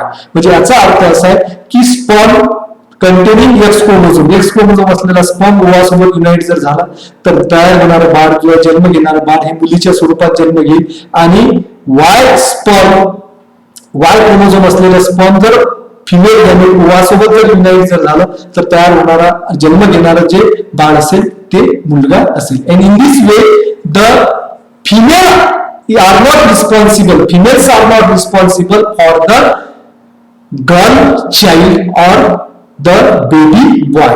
तर मुलाकरता आणि मुलीकरता आई जी आहे ती त्या ठिकाणी कारणीभूत नसते. It is the chromosomes and fathers are responsible, and it is very important to save the female foeticides. बऱ्याचदा मुलाच्या हव्यासापायी मुली जो आहे त्याचा गर्भामध्येच त्याचा जीव घेतला जातो, त्यामुळे मुलींचा गर्भ जो आहे तो वाचवणं फार आवश्यक आहे. तर अशा प्रकारे तुम्हाला पूर्ण रिप्रोडक्टिव्ह सिस्टीम या ठिकाणी समजली असेल.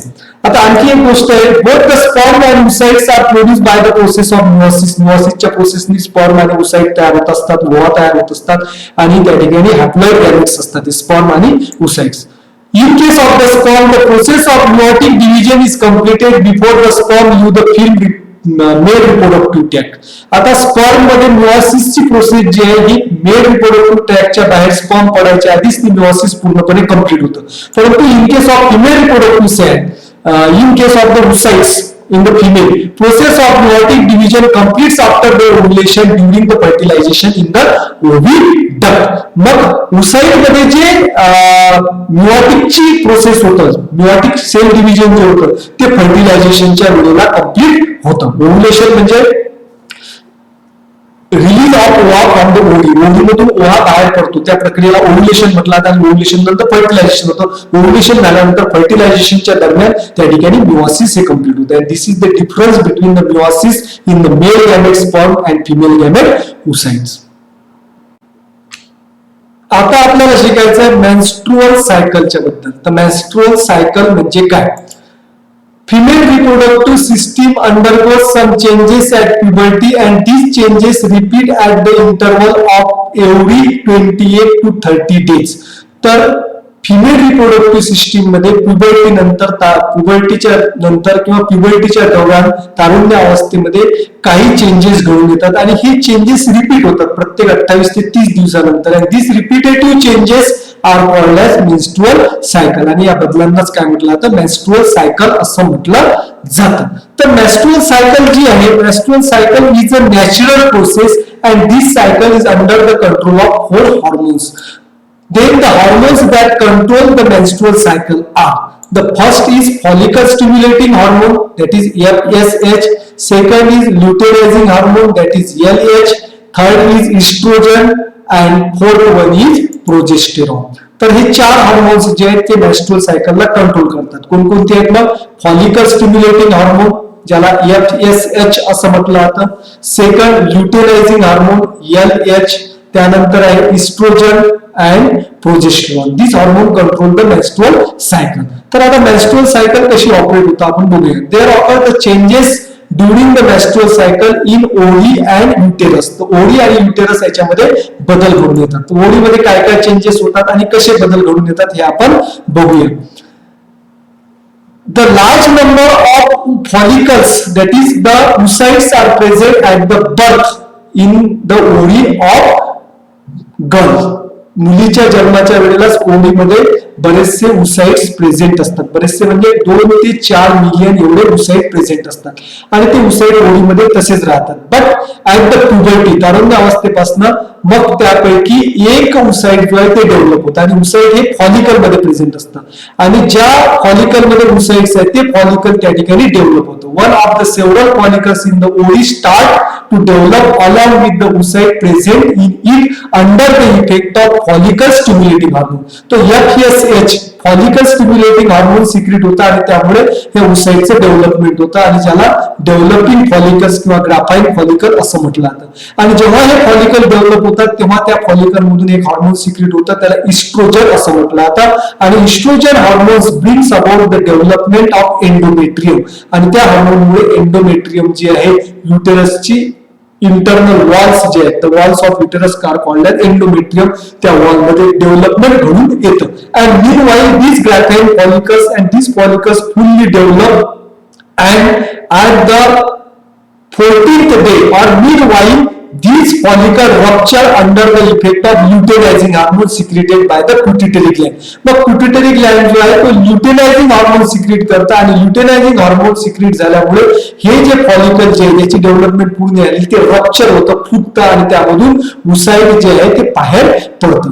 तर रप्चर झालेला पार्ट जो आहे फॉलिकलचा, the rupture tissue and the remaining parts of the follicle it converts into the corpus luteum. त्याचं रूपांतर कशामध्ये होतं? Corpus luteum. मग corpus luteum it secretes the hormone progesterone and this progesterone hormones under the effect of this progesterone hormone the glands of endometrium start their secretion and now the endometrium is ready for the implantation of embryo. मग corpus luteum जो आहे progesterone hormone secrete करतं त्यामुळे endometriumच्या ज्या glands आहेत त्याच्यामध्ये secretion start होतं आणि त्याबरोबर endometrium जे आहे ते embryoच्या implantation करता रेडी होतं. मग काही चेंजेस असे होतात की फर्टिलायझर गुहा जो आहे उसाइट बाहेर पडलेलं त्याचं जर फर्टिलायझेशन जर झालं नाही तर मग कॉर्पस ल्युटियमचं रूपांतर कॉर्पस अल्बिकम मध्ये होतं आणि कॉर्पस अल्बिकम मध्ये रूपांतर झाल्यामुळे प्रोजेस्टेरॉन हार्मोनचं सिक्रेशन त्या ठिकाणी स्टॉप होतं. And when the progesterone hormone stop it's secretion the walls of the endometrium degenerates and this unfertilised ovum along with the ruptured tissues of endometrium and blood vessels that are discarded through the vagina and this is accompanied by the bleeding and this bleeding period continues for 5 days and this is called as menstruation. जर fertilisation झालं नाही तर corpus ल्युटियमचं रूपांतर corpus albicans मध्ये होतं, progesterone आणि oestrogen हार्मोनचं secretion थांबतं त्यामुळे endometrium wall जी आहे ती डिजनरेट होतं आणि त्याचबरोबर त्याचे टिश्यू एंडोमेट्रियम मधले आणि अनफर्टिलाइज ओव्हा जो आहे हा व्हॅजिनामधून बाहेर टाकला जातो आणि त्या दौरान ब्लिडिंग सुद्धा होतं आणि हे कालावधी जो आहे ब्लिडिंगचा 5 दिवसापर्यंत चालतं आणि त्याला मेन्स्ट्रुएशन असं म्हटलं जातं. आणि जर ओव्हा जर फर्टिलायझर झाला तर एम्ब्रियोचं इम्प्लांटेशन होतं. If the ova is fertilize then embryo is implant and then the further menstruation it stops for the parturition and for the till the period of breast feeding जन्म होईपर्यंत आणि ते जे आहे जिथपर्यंत दूध पितं तिथपर्यंत ही मेन्स्ट्रुएशनची प्रोसेस स्टॉप होतो. आता ही प्रक्रिया जी आहे मेन्स्ट्रुएशनची परत आपण या ठिकाणी या डायग्रामनी समजून घ्या. तर मेन्स्ट्रुएशन जे आहे मेन्स्ट्रुअल सायकलच्या दौरान 2 ठिकाणी चेंजेस घडून येतात. तर first changes occurs in the ovary during the menstruation. तर ओव्हरीमध्ये काय काय चेंजेस घडून येतात हे या ठिकाणी या डायग्राम मध्ये दाखवलेलं आहे. आणि दुसरं changes occurs in the uterus during the menstruation. तर मेन्स्ट्रुएशनच्या काळामध्ये युटेरस मध्ये जे काही बदल घडून येतात हे सगळे या डायग्राम मध्ये या ठिकाणी दाखवलेले आहे. आता बघा हे ब्रेनचा पार्ट आहे. ब्रेन मध्ये हायपोथॅलॅमस असतं आणि हायपोथॅलॅमस एक हार्मोन सिक्रेट करतं त्याला गोनॅडोट्रॉपिक रिलीज हार्मोन. हे हार्मोन काय करतं पिट्युटरी ग्लॅंड हा जो आहे हे स्ट्रक्चर आहे पिट्युटरी ग्लॅंडचं. Pituitary gland secretes the hormone follicle stimulating hormone at the puberty. तारुण्य अवस्थेमध्ये जेव्हा ती मुलगी तारुण्य अवस्थेमध्ये पोहोचतं तेव्हाच हे हार्मोन पिट्युटरी ग्लॅन्ड सिक्रिएट करायला सुरुवात करतं आणि जेव्हा हे फॉलिकल स्टिम्युलेटिंग हार्मोन सिक्रिएट होतं आणि फॉलिकल स्टिम्युलेटिंग हार्मोन सिक्रिएट झाल्यामुळे हे जे फॉलिकल आहे ज्यामध्ये उसाईड आहे त्याचं डेव्हलपमेंट व्हायला लागतं. The follicles develop along with its oocyte आणि अशा प्रकारे त्याची डेव्हलपमेंट होतं. पण हे जे डेव्हलपिंग फॉलिकल आहे ते हार्मोन सिक्रिएट करतं इस्ट्रोजन. मग इस्ट्रोजन हार्मोन सिक्रिएट झाल्यामुळे इस्ट्रोजन हार्मोनमुळे काय होतं हे जे युटेरसची जी वॉल आहे त्याला काय म्हटलं जातं एंडोमेट्रियम. हा कशाचा भाग आहे एंडोमेट्रियम. एंडोमेट्रियम. मग एंडोमेट्रियम मध्ये काय होतं या ठिकाणी डेव्हलपमेंट होतं. बघा इथून इथपर्यंत आपण बघत आहे की एंडोमेट्रियम जे आहे याची डेव्हलपमेंट होत आहे वाढ होत आहे कशामुळे इस्ट्रोजन हार्मोनमुळे. म्हणजे फॉलिकल स्टिम्युलेटिंग हार्मोनमुळे फॉलिकल डेव्हलप होतं आणि डेव्हलप झालेलं फॉलिकल डेव्हलपिंग फॉलिकल जे आहे फॉलिकलमध्ये जसजशी वाढ होत जातात ते फॉलिकल काय करतं इस्ट्रोजन हार्मोन सिक्रिएट करतं आणि इस्ट्रोजन हार्मोन्सच्या सिक्रिशनमुळे एंडोमेट्रियम वॉल जे आहे त्याच्यामध्ये डेव्हलपमेंट घडून येतं. And when the follicle is fully matured, that is called as mature follicle. म्हणजे ज्याची वाढ पूर्ण झालेली आहे त्याला मॅच्युअर फॉलिकल असं म्हटलं जातं. मग this mature follicle burst under the effect of luteinizing hormone. जेव्हा या फॉलिकलची पूर्ण वाढ होते तेव्हा पिट्युटरी ग्लॅन्ड एक हार्मोन सिक्रिएट करतं ल्युटेनायझिंग हार्मोन आणि ल्युटेनायझिंग हार्मोनमुळे हे जे फॉलिकल आहे ते रप्चर होतं आणि त्यामधून हे उसाईड जे आहे ते त्या ठिकाणी बाहेर पडतो. उसाईड बाहेर पडल्यामुळे हा रप्चर पार्ट जो आहे फॉलिकलचा it converts into the such structure that is called as corpus luteum. आणि त्याचं रूपांतर कशामध्ये होतं मग कॉर्पस ल्युटियम मध्ये होतं. आणि this corpus luteum secretes the hormone progesterone. तर कॉर्पस ल्युटियम कोणता हार्मोन सिक्रिएट करतो प्रोजेस्टेरॉन. तो प्रोजेस्टेरॉन अँड इस्ट्रोजन दोन्ही हार्मोन सिक्रिएट करतात.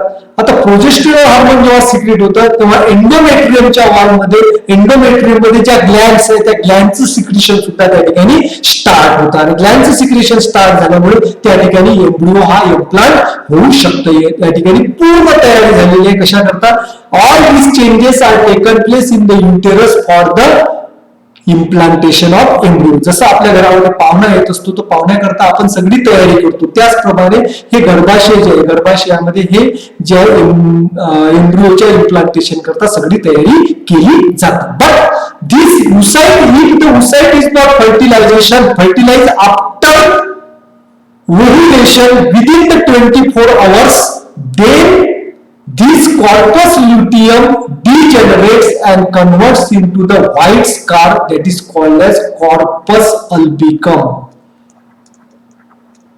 बघा या ठिकाणी काय होतं जर ओव्हमचं जर फर्टिलायझेशन जर झालं नाही स्पर्म सोबत त्याचं युनियन झालं नाही तर मग काय होतं की कॉर्पस ल्युटियम डिजनरेट होतं आणि त्याचं रूपांतर कॉर्पस अल्बिकम मध्ये होतं. And this corpus albicans stops the secretion of hormone progesterone and oestrogen.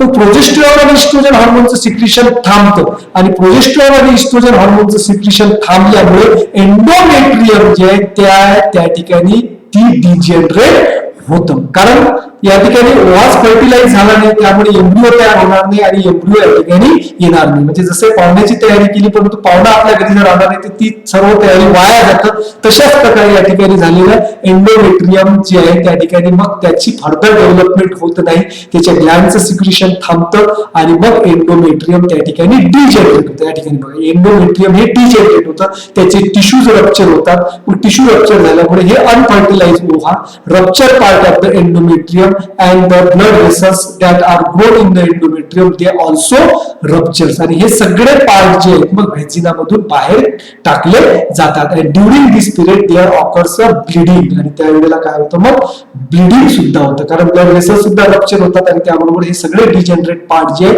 Unfertilised ओव्हासोबत बाहेर फेकले जातात. आणि this is called as menstruation आणि त्यालाच मेन्स्ट्रुएशन म्हटलं जातं. आणि this process of menstruation continues until the ova is fertilized and embryo is implant after every month. मग परत हे चेंजेस पण रिपीट होतात या ठिकाणी ब्लिडिंग होतं 5 दिवसापर्यंत आणि नंतर मग परत दुसरं ओव्हा जे आहे फॉलिकल त्या ठिकाणी डेव्हलप व्हायला लागतं पुन्हा दुसरं फॉलिकल डेव्हलप होतं आणि पुन्हा हे चेंजेस त्या ठिकाणी रिपीट होतात. पुन्हा जर ओव्हा अनफर्टिलाइज त्याचं फर्टिलायझेशन झालं नाही तर पुन्हा हे रिपीट होतं.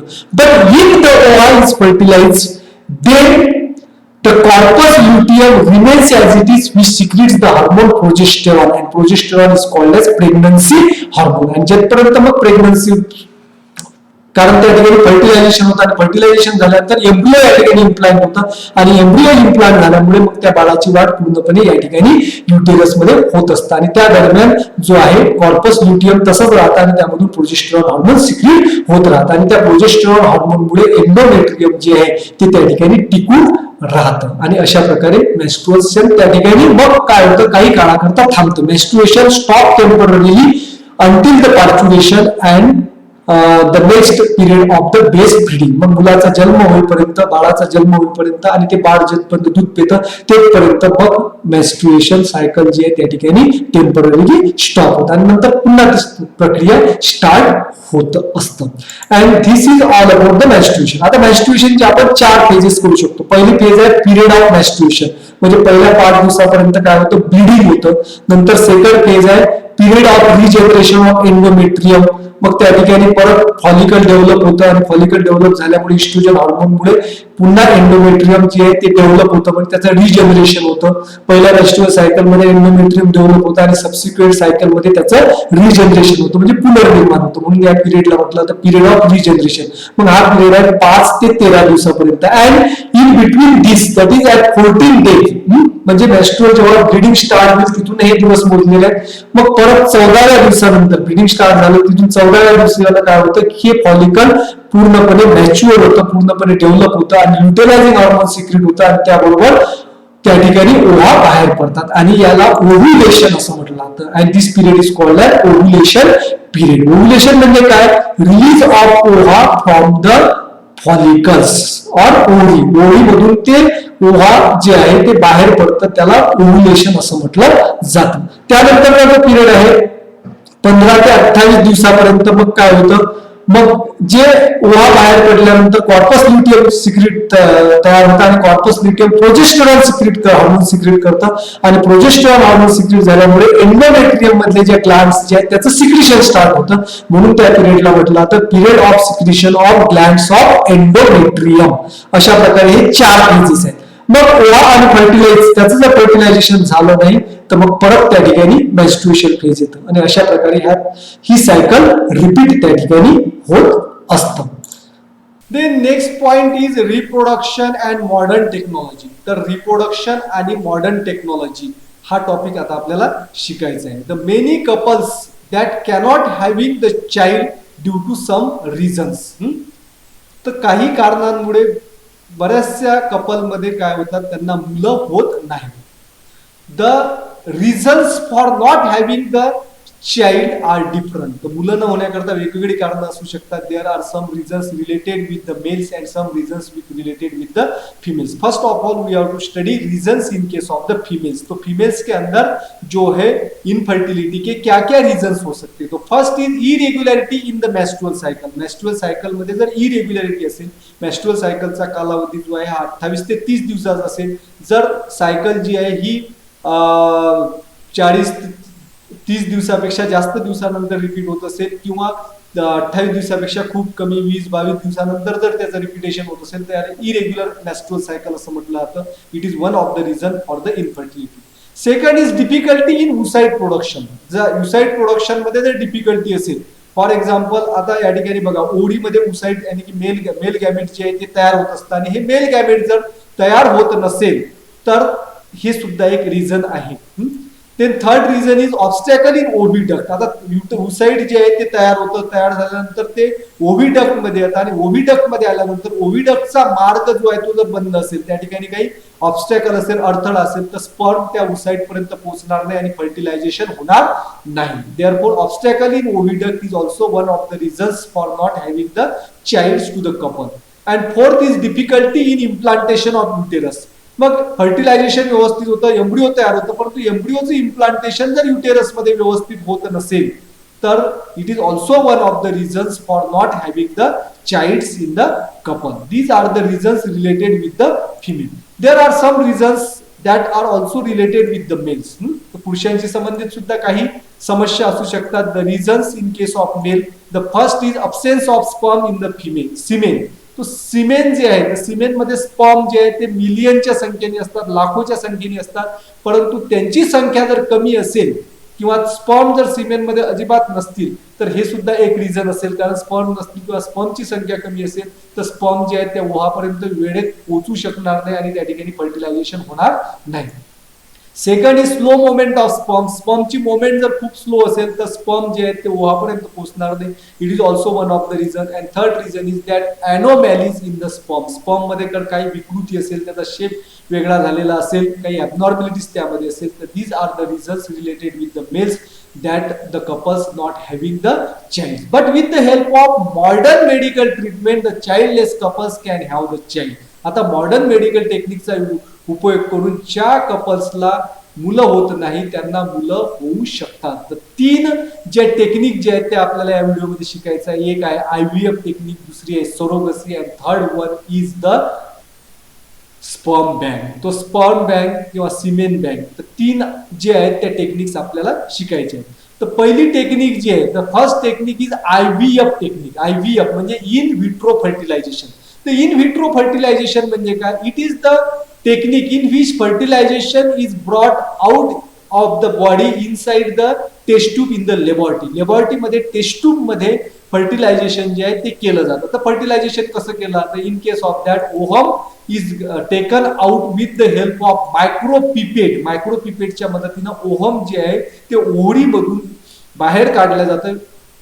ॲप्रोप्रिएट टाइमला जेव्हा ओव्हुलेशन होतं, ओव्हुलेशनच्या टायमिंगला ते ओहम जेव्हा बाहेर रिलीज होईल तेव्हा मायक्रोपिपेटच्या मदतीनं ते ॲब्डोमेन मधून काय केलं जातं? बाहेर काढलं जातं आणि मग त्या ओहाचं फर्टिलायझेशन केलं जातं. फर्टिलायझेशन कसं केलं जातं? Sperm being introduce through the micro needle. मग मायक्रो निडलचा वापर करून ते स्पर्म जे आहेत त्या ओहम मध्ये इंट्रोड्यूस केले जातात आणि अशा प्रकारे त्या ओहमचं फर्टिलायझेशन होतं आणि फर्टिलाइज झालेलं ओहम जे आहे त्याचं कन्व्हर्शन एम्ब्रिओ मध्ये होतं आणि तयार झालेला एम्ब्रिओ जो आहे तो मग स्त्रीच्या गर्भाशयामध्ये मग त्याचं इम्प्लांटेशन केलं जातं. आणि this technique is called as IVF fertilization. And this IVF technique is used for the couples who having the problems. तर कुठल्या समस्येकरता याचा वापर केला जातो? तर first as the sperm less sperm count in case of males. Males मध्ये sperm count कमी असेल. Or the obstacle in the oviduct in case of female. Females मध्ये ओव्हिडक्ट मध्ये ऑब्स्टॅकल असेल, स्पर्म तिथपर्यंत पोहोचू शकत नाही, तर मग त्या करता या टेक्निकचा वापर केला जातो. आता आपल्याला शिकायचं आहे सरोगसी. तर सरोगसी म्हणजे काय? तर सरोगसी कशाला म्हटलं जातं? आता this is the there are some women that are having difficulty in the implantation of uterus. तर युटेरसच्या इम्प्लांटेशन मध्ये काही समस्या जर असतील तर त्या ठिकाणी सरोगसी या टेक्निकचा वापर केला जातो. म्हणजे इम्प्लांटेशन म्हणजे काय? त्या ठिकाणी फर्टिलायझेशन व्यवस्थित होतं, एम्ब्रिओ तयार होतं, पण तयार झालेला एम्ब्रिओ जो आहे त्याचं गर्भाशयामध्ये व्यवस्थित रोपण होत नाही, अबॉर्शन्स त्या ठिकाणी होत असतात.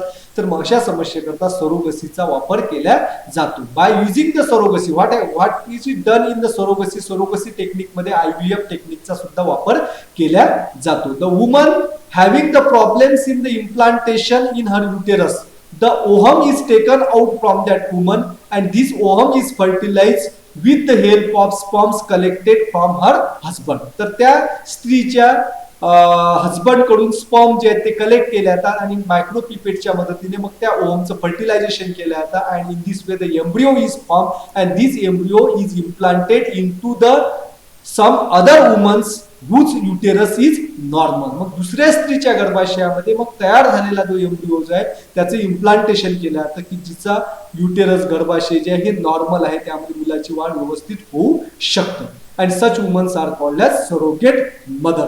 सरोगेट मदर म्हणजे काय? Such a woman in whose uterus embryo is implanted is called as surrogate mother. ज्या स्त्रीच्या युटेरस मध्ये दुसऱ्या स्त्रीचं एम्ब्रिओ जो आहे तो इम्प्लांट केलेला आहे आणि त्या ठिकाणी मग त्या मुलाची वाढ होतं आणि तशा स्त्रीला सरोगेट मदर असं म्हटलं जातं. आता तिसरी टेक्निक जी आहे sperm bank or semen bank. There are various reasons or various problems in the sperm production in case of the males. Males मध्ये स्पर्मच्या संबंधित काही समस्या आहेत, जसं की स्पर्म काउंट कमी असणं, then slow movement of the sperm, anomalies in the sperm. तो in such couples having the problems related with the sperms, they can use the sperm bank or semen bank. तर त्यांच्याकरता sperm bank किंवा semen bank हा पर्याय खूप चांगला आहे. Sperm bank, this concept is similar to the blood bank. हा concept blood bank सारखा आहे. जसं ब्लड बँक मध्ये नॉर्मल आणि हेल्दी व्यक्तीचं ब्लड जे आहे ते चेक करून त्या ठिकाणी स्टोअर केले जातं आणि जेव्हा एखादा प्रॉब्लेम होतो हॉस्पिटलमध्ये एखाद्या व्यक्तीला ब्लडची गरज पडतं तर तो व्यक्ती ब्लड बँक मधून ते ब्लड त्याला उपलब्ध होतं. तशाच प्रकारे सिमेन बँक आहे. The semen ejaculated by the desired man is collected after their thorough physical and medical checkup and stored in the sperm bank.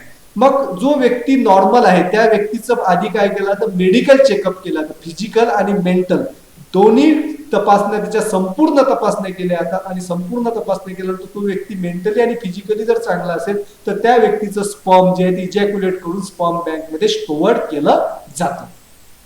As per the wish of needful couple, oocyte of women of the concerned couple is fertilized by IVF technique using the semen from the sperm bank. मग ज्या couple मध्ये problems आहेत ते couples काय करतात, semen bank किंवा sperm bank मधून sperm जे आहेत ते कलेक्ट करतात आणि कलेक्ट केल्यानंतर मग IVF टेक्निकनी त्या स्त्रीचं जे उसाईड जे आहे त्याचं फर्टिलायझेशन केलं आणि फर्टिलायझेशन केल्यानंतर that embryo is formed and this resultant embryo is implanted in the uterus of the same mother. मग त्या स्त्रीच्या गर्भाशयामध्ये त्या एम्ब्रियोचं इम्प्लांटेशन केलं जातं. In this way that get help to having the child to that woman. The name of the semen donor is strictly kept secret as per the law. आणि जो व्यक्ती sperm किंवा सिमेंट डोनेट करत असतो त्या व्यक्तीचं नाव जे आहे हे गुप्त ठेवलं जातं. ते नाव कोणालाही सांगितलं जात नाही ऍज पर द लॉ. कारण याचं कारण काय की जो व्यक्ती स्पर्म डोनेट करतो तो जेनेटिकली त्या मुलाचा पिता असतो आणि त्यामुळे त्याचं नाव जे आहे गुप्त ठेवलं जातं काही कारणाकरता, काही समस्या पुढे तयार होऊ नये म्हणून. नेक्स्ट पॉइंट आहे आपला twins.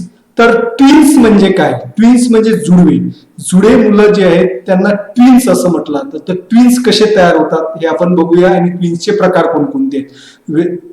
Sometimes the two embryos are developed simultaneously in the same uterus and thus the two offsprings are delivered simultaneously. कधी कधी काय होतं की एक झायगोट जे आहे झायगोट फॉर्म होतं, फर्टिलायझेशन झाल्यानंतर ओव्हिडक्ट मध्ये झायगोट तयार होतं आणि झायगोट तयार झाल्यामुळे त्या झायगोट्स पासून दोन वेगवेगळे एम्ब्रिओज तयार होतात एकाच वेळेला.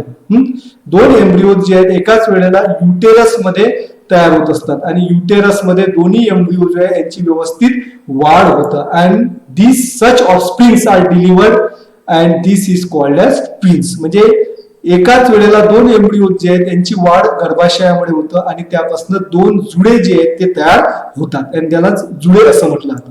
मग ट्विन्स जे आहेत ट्विनचे प्रकार कोणकोणते आहेत. There are two types of twins. The first type is monozygotic twin. Monozygotic twins म्हणजे काय, when the twins are form from a single zygote then it is called as monozygotic twin. एकाच zygote पासून दोन embryos तयार होतात आणि त्या embryos पासून दोन जे आहेत मुलं तयार होतात त्यांना मोनोझायगोटिक ट्विन असं म्हटलं जातं. And second type is dizygotic twin.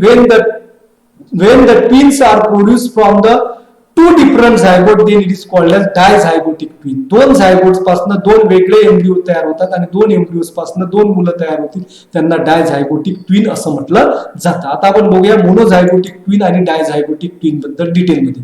तर सुरुवातीला बघूया मोनोझायगोटिक ट्विन्स कसे तयार होतात. Monozygotic twins are form from the single embryo. तर एकाच एम्ब्रिओ पासून जे आहेत ते मोनोझायगोटिक ट्विन तयार होतात. आपल्याला माहिती आहे फर्टिलायझेशन झाल्यानंतर ओव्हा आणि स्पर्म यांचं फर्टिलायझेशन ओव्हिडक्ट मध्ये होतं आणि त्यापासून काय तयार होतं, झायगोट तयार होतं. मग झायगोट मध्ये डिव्हिजन होतं आणि झायगोट पासून मग काय तयार होत असतं, एम्ब्रिओ तयार होत असतं.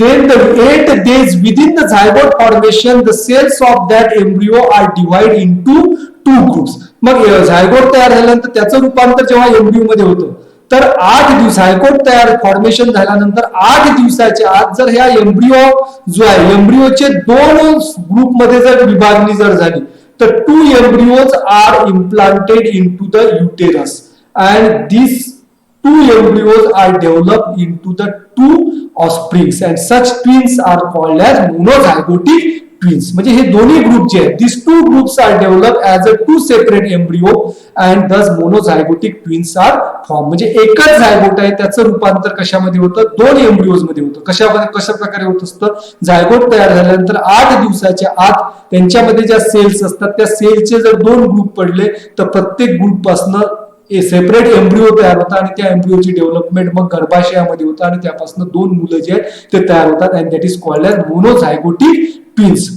And when these monozygotic twins are formed, the monozygotic twins are genetically exactly similar to each other and they are also exactly similar in their appearance and their gender is also same. तर ते दिसण्यामध्ये सुद्धा एकसारखेच असतात कारण genetically same आहे. एकाच zygote पासून ते तयार झालेले, एकाच झायगोटचे दोन ग्रुप तयार झालेले, त्यामध्ये त्यांच्यामध्ये क्रोमोझोमचं कॉम्बिनेशन आणि जीन्स जे आहेत हे सारख्याच प्रमाणात असतात. त्यामुळे जेनेटिकली आणि फिनोटिपिकली म्हणजे दिसण्यामध्ये सुद्धा ते सारखे असतात. And their gender is also same. Both will be either boys or girls. Monozygotic ट्विनच्या बाबतीत वैशिष्ट्य असं आहे, एक तर दोन्ही मुली असतील किंवा दोनही मुलं असतील आणि दोघही दिसायला सारखे असतील. आता मोनोझायगोटिक ट्विन मध्ये आणखी एक प्रकार पडतो, सिएमी ट्विन्स.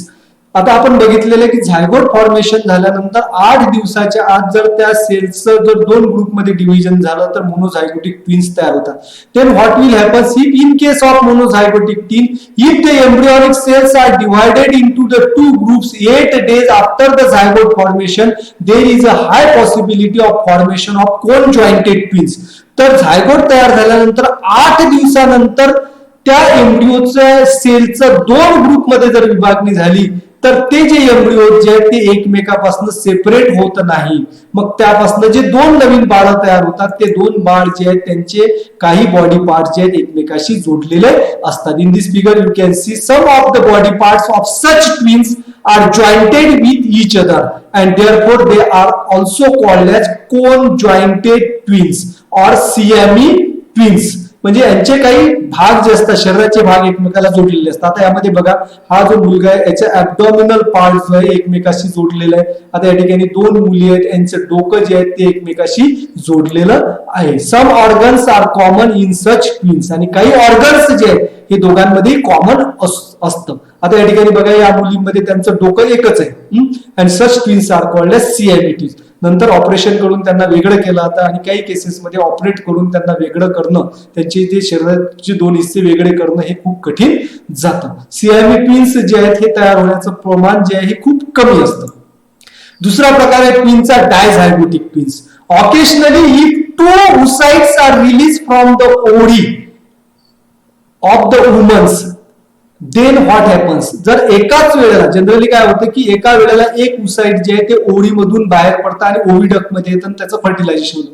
पण एकाच वेळेला दोन oocyte जर ओव्हिडक्ट मध्ये आले आणि if two oocytes are fertilized by the two separate sperm, then two zygotes are form. मग त्या दोन्ही oocyteचं जर फर्टिलायझेशन झालं तर फर्टिलायझेशन दोन वेगवेगळ्या स्पर्मनीच होणार आहे, तर दोन झायगोट्स तयार होतात. And both the zygotes are develop into the two separate embryos and these embryos are separately implanted into the uterus and after the complete development the twins are delivered and such twins are called as dizygotic twins. मग अशा प्रकारे दोन वेगवेगळ्या झायगोटचं रूपांतर दोन embryo मध्ये होतं आणि दोन्ही एम्ब्रिओ जे आहेत युटेरस मध्ये, गर्भाशयामध्ये त्याचं सेपरेटली इम्प्लांटेशन होतं, त्याचं रोपण होतं आणि दोन्ही एम्ब्रिओ जे आहेत ते नॉर्मली गर्भाशयामध्ये त्यांचं वाढ होतं आणि अशा प्रकारे जुडे तयार होतात. त्याला डायझायगोटिक ट्विन म्हटलं जातं. If both the twins are developed from the two different zygotes, therefore such twins are genetically different. ते काय असतात, genetically different. They are not genetically. Monozygotic twin एकाच झायगोट पासून, त्यामुळे जेनेटिकली सेम असतात. क्रोमोझोमल कॉम्बिनेशन, जीनचं कॉम्बिनेशन सारखं असतं, त्यामुळे ते ट्विन्स जे आहेत दिसायला सुद्धा सारखे असतात. But in case of dizygotic twins they are genetically different. They may be the same of different by gender. त्यांचं जेंडर जे आहे ते सारखंही असेल किंवा वेगळंही असू शकते. एक तर दोन्ही मुलं असतील, दोन्ही मुली असतील किंवा एक मुलगा किंवा एक मुलगी डायझायगोटिक ट्विन्स मध्ये तयार होतात. आणि हे जे जुळे आहेत डायझायगोटिक ट्विन्स हे दिसायला सारखे नसतात, because they are form from the two different zygote. तर अशा प्रकारे आपण ट्विन्स बद्दल शिकलेलो आहोत. नेक्स्ट पार्ट जे आहे त्यामध्ये आपल्याला रिप्रोडक्टिव्ह हेल्थ बद्दल शिकायचं आहे. नेक्स्ट पॉइंट जो आहे रिप्रोडक्टिव्ह हेल्थ. तर रिप्रोडक्टिव्ह हेल्थ बद्दल आता आपल्याला शिकायचं आहे. What you mean by reproductive health and how to maintain the reproductive health. The person state of being physical, mental and social strongness is called as health. Health म्हणजे आरोग्य. कुठल्याही व्यक्तीचं आरोग्य चांगलं आहे, स्वास्थ्य चांगलं आहे, हे त्याच्या फक्त फिजिकल हेल्थ वरती अवलंबून आहे. शारीरिकदृष्ट्या तो तंदुरुस्त आहे म्हणजे तो तंदुरुस्त आहे असं नाही. It is important to the mental and social strongness. मानसिक दृष्ट्या आणि सामाजिक दृष्ट्या सुद्धा तो स्ट्रॉंग असायला पाहिजे. त्याची मानसिक स्थिती चांगली असेल आणि समाजामध्ये सगळ्या व्यक्तींसोबत त्याचे संबंध चांगले असतील तर त्याचं आरोग्य चांगलं आहे असं आपण मानतो. In our India there is no awareness about the reproductive health due to the some reasons like that of the social customs. काही परंपरा अशा आहेत की त्या परंपरेमुळे रिप्रोडक्टिव्ह हेल्थ कडे व्यवस्थित लक्ष दिलं जात नाही. देन ट्रॅडिशन्स, आणखी काही प्रथा आहेत ज्यामध्ये आता या ठिकाणी दिसतं आपल्याला बंधू बाबा जो आहे या मुलांचा इलाज करत आहे. दवाखान्यामध्ये जाण्याच्या ऐवजी लोक जे आहेत अशा प्रकारे इलाज करतात. त्यानंतर इलिटरसी मीन्स अशिक्षा. लोकांमध्ये सुशिक्षिततेचा अभाव आहे. काही अडाणी लोक आहेत त्यामुळे रिप्रोडक्टिव्ह हेल्थ वरती लक्ष दिल्या जात नाही. आणि शायनेस, बऱ्याच ठिकाणी जे आहेत रिप्रोडक्टिव्ह हेल्थ बद्दल बोलल्या जात नाही. लज्जा त्या ठिकाणी पाळली जातात. And these are the some reasons due to which in our country there is no the awareness about the reproductive health. Reproductive health बद्दल जागरूकता जी आहे ती फार कमी आहे. Especially there seems to be indifference towards the reproductive health of the women.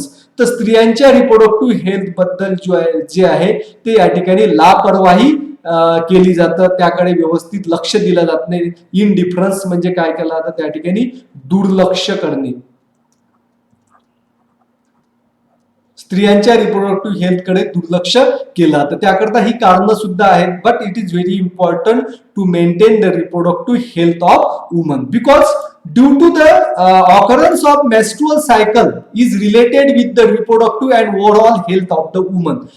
जेव्हा menstrual cycle start होतं तेव्हा मेन्स्ट्रुअल सायकल मध्ये आपण आतापर्यंत शिकलेलं वेगवेगळ्या प्रकारचे हार्मोनल चेंजेस होत असतात आणि त्याचा परिणाम संपूर्ण शरीरावरती होत असतो. Now a day women are working at par the women. स्त्रिया ज्या आहेत पुरुषांच्या बरोबरीने काम करत आहे. And therefore they have to stay outdoor for whole day. त्यामुळे दिवसभर त्यांना घराच्या बाहेर राहावं लागतं. We know that during the menstruation there occurs the bleeding. त्यावेळेला काय होतं, ब्लिडिंग स्टार्ट होतं. And therefore it is very important to maintain the cleanliness of the genital or private organs of the body, and you should have to maintain the cleanliness time to time, otherwise there occurs the problems related to the reproductive health. genital organs जे आहेत, private organs जे आहेत त्यांची व्यवस्थित साफसफाई केली गेली पाहिजे. मेन्स्ट्रुएशन ब्लिडिंगच्या दरम्यान त्या ठिकाणी सॅनिटरी पॅड जे आहे त्याचा वापर केला गेला पाहिजे. त्यामुळे रिप्रोडक्टिव्ह हेल्थ त्या ठिकाणी चांगली राहील. And the problems related to the reproductive health not only arises in the women's but also in the males.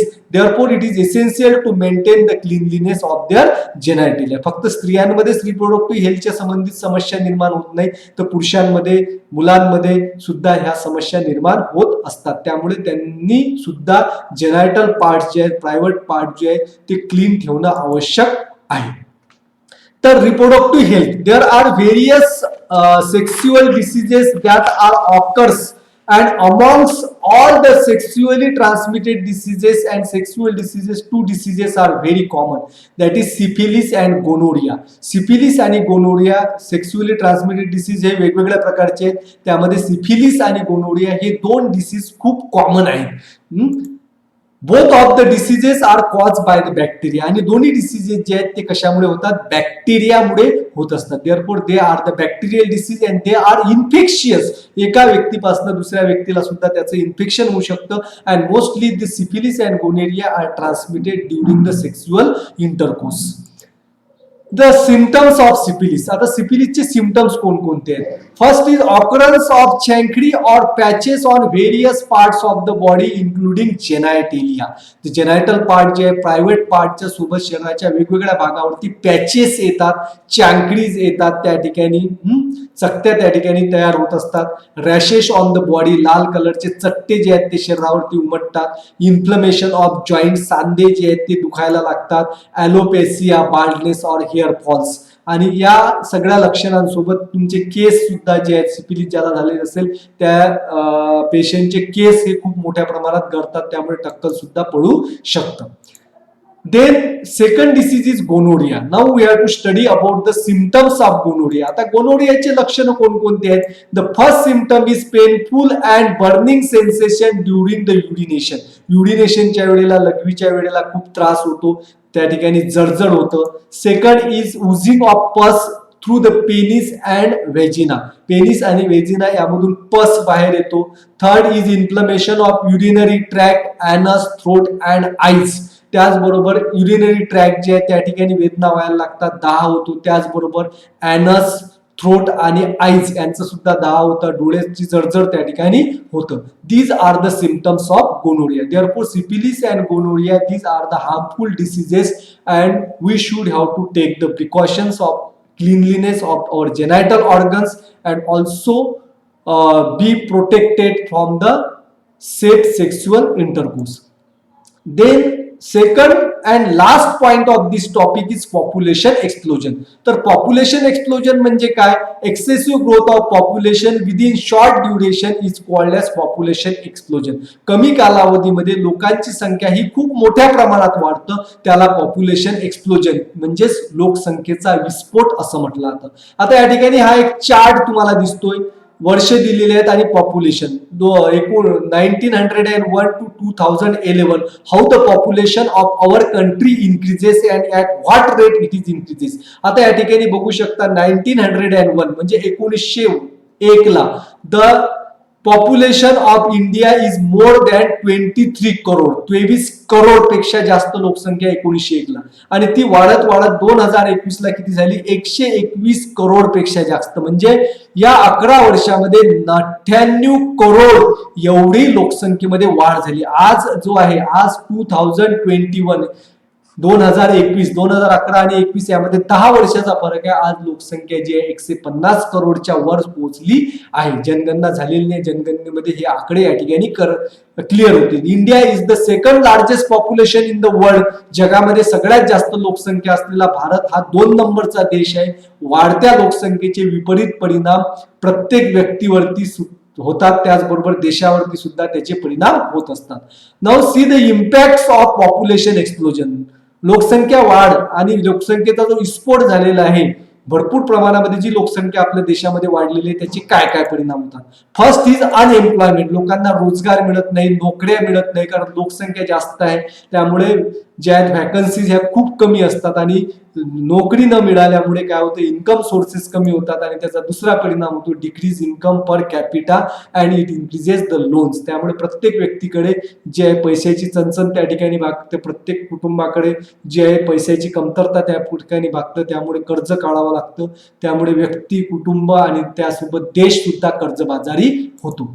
The third is stress on natural resources. लोकसंख्या जशी वाढतं तेव्हा त्यांना खायला सुद्धा जास्त लागेल, कपडे जास्त लागतील, सोयी सुविधा जास्त लागतील, घरांची संख्या वाढेल आणि त्यामुळे कारखान्यांची संख्या वाढतं आणि या सगळ्यांचा परिणाम शेवटी कशावरती होतो? नॅचरल रिसोर्सेस, नैसर्गिक संसाधने जे आहेत याचा खूप मोठ्या प्रमाणात वापर केला जातो आणि त्याचा विपरीत परिणाम कशावरती होतो? Environment. It also have the impact on the environment. Therefore unemployment, decreasing per capita income, increasing loans and stress on natural resources are important impacts of the population explosion. मग आता पॉप्युलेशन एक्सप्लोजन थांबवायचं असेल तर काय करायचं? There is only one solution for the control of population explosion is that population control. लोकसंख्येवरती नियंत्रण हे फार महत्वाचं आहे. लोकसंख्या नियंत्रणाकरता वेगवेगळ्या उपाययोजना आहेत, त्यामध्ये जे आहे family planning is most essential. कुटुंबामध्ये सदस्यांची संख्या जर कमी असेल तर त्या ठिकाणी कुटुंब छोटं होतं आणि कुटुंब छोटं झाल्यामुळे पर्यायाने देशाची लोकसंख्या सुद्धा हळूहळू कमी व्हायला लागतं. म्हणजे प्रत्येक कुटुंबामध्ये 1 ते 2 मुलं जर असतील तर त्यामुळे कुटुंबाची संख्या कमी राहील, सदस्य संख्या कमी असल्यामुळे सगळ्या मुलांची व्यवस्थित काळजी घेतल्या जाईल, त्यांना शिक्षण व्यवस्थित दिल्या जाईल आणि कर्ज वगैरे काढायचं त्या कुटुंबाला गरज पडणार नाही. Therefore family planning is very essential. What are the techniques use for the family planning? You can search this from the internet.